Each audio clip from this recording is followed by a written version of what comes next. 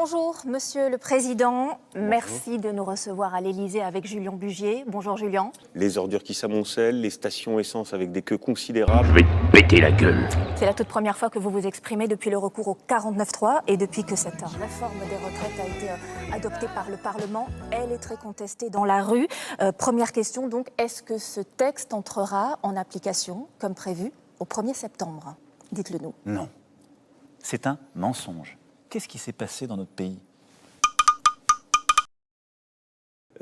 Aujourd'hui, le pays paraît plus fracturé que jamais. On en a parlé, vous l'avez dit vous-même.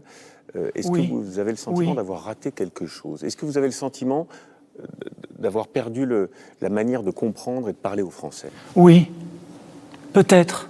Pas des propos qui sont à même d'apaiser ce qui se passe Ce sont des aujourd'hui dans les propos rues. qui clarifient.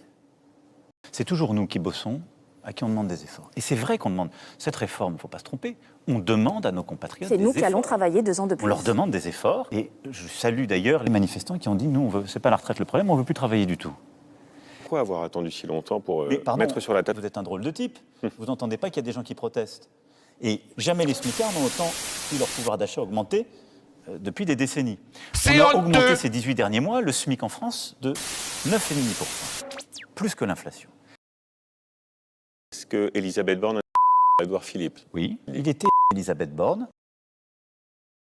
Monsieur le Président de la République, selon vous, cette anecdote est-elle vraie ou fausse? C'est un mensonge. Monsieur le Président, j'ai l'honneur de vous annoncer qu'elle est totalement vraie.